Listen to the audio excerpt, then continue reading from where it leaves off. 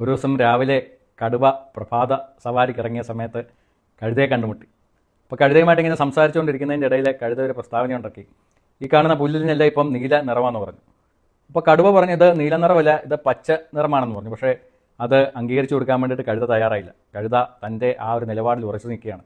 അപ്പോൾ ഇത് പച്ച നിറമാണെന്നുള്ള സത്യം എങ്ങനെയെങ്കിലും ഈ കഴുതയെ ബോധിപ്പിക്കണം എന്നുള്ളൊരു വാശി ഈ കടുവയുടെ മനസ്സിൽ വന്നു. കടുവ പല പല തെളിവുകൾ നിരത്തിക്കൊണ്ട് ഈ കഴുതയെ പറഞ്ഞ് മനസ്സിലാക്കാൻ വേണ്ടിയിട്ട് ശ്രമിച്ചു. പക്ഷേ എത്രയൊക്കെ പറഞ്ഞിട്ടും ഈ കഴുത തൻ്റെ നിലപാടിൽ നിന്ന് മാറാൻ വേണ്ടി തയ്യാറേയില്ല.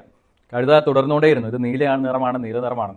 അപ്പോൾ ഇത് പച്ച നിറമാണെന്നുള്ള സത്യവനെ എങ്ങനെയെങ്കിലും അംഗീകരിച്ച് കൊടുക്കണോ, സമ്മതിപ്പിച്ച് കൊടുക്കണമല്ലോ, അല്ലെങ്കിൽ അത് അവനെ മനസ്സിലാക്കി കൊടുക്കണമല്ലോ. അതിന് വേണ്ടിയിട്ട് ഈ കടുവ രാവിലെ മുതലുള്ള തർക്കം വൈകുന്നേരം വരെ നീട്ടി. വൈകുന്നേരം വരെ ആയിട്ടും തൻ്റെ നിലപാടിൽ നിന്ന് ഒരിഞ്ച് പോലും മാറാൻ വേണ്ടിയിട്ട് കഴുത തയ്യാറല്ല. അങ്ങനെ അവസാനം തർക്കം രാജാവിൻ്റെ അടുത്തെത്തി. രാജാവ് സിംഹമാണ്. അപ്പോൾ സിംഹത്തിൻ്റെ അടുത്ത് ചെന്നപ്പം കടുവ സങ്കടം പറഞ്ഞു. കടുവ പറഞ്ഞു, രാജാവെ, ഞാനിവനോട് രാവിലെ മുതൽ പറഞ്ഞുകൊണ്ടിരിക്കുകയാണ് ഈ പുല്ലിൻ്റെ നിറം പച്ചയാണെന്നുള്ള കാര്യം. പക്ഷേ ഇവൻ ഇത് നീലയാണെന്ന് പറഞ്ഞുകൊണ്ടിരിക്കുകയാണ്. എങ്ങനെയൊക്കെ പറഞ്ഞിട്ട് ഇവൻ സമ്മതിക്കുന്നില്ല. അങ്ങ് തന്നെ ഒരു തീരുമാനമാക്കി തരണമെന്ന് പറഞ്ഞു. അപ്പോൾ കുറച്ചു നേരം ഈ സിംഹം ഇങ്ങനെ ആലോചിച്ചിട്ട് കഴുത അടുത്ത് വിളിച്ചിട്ട് പറഞ്ഞു, അതായത് നീലയാണ്, നീ പൊക്കോളാൻ പറഞ്ഞു.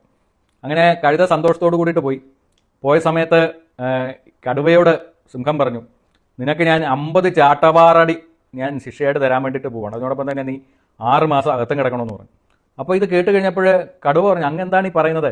എന്നെയത്ത് ഞാൻ ശിക്ഷിക്കുന്നത്? ഞാൻ സത്യമല്ലേ പറഞ്ഞത്, ഇതിന് പച്ചനിറമല്ലേ? അപ്പം രാജാവ് പറഞ്ഞു, എടോ, എനിക്കറിയത് പച്ചനിറമാണെന്നുള്ള കാര്യം.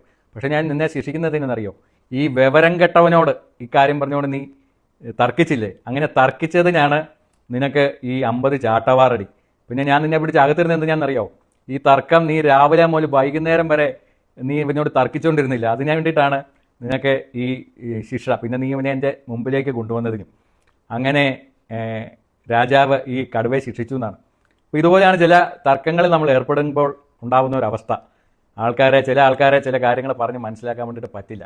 അവരോട് തർക്കിക്കുന്നത് ട്രെയിനിൻ്റെ മുമ്പിൽ ചാടുന്നത് പോലെയാണ് സത്യം പറയുകയാണെങ്കിൽ. അപ്പോൾ അങ്ങനെയുള്ള തർക്കങ്ങൾ ഒഴിവാക്കുന്നതാണ് എപ്പോഴും നല്ലത്.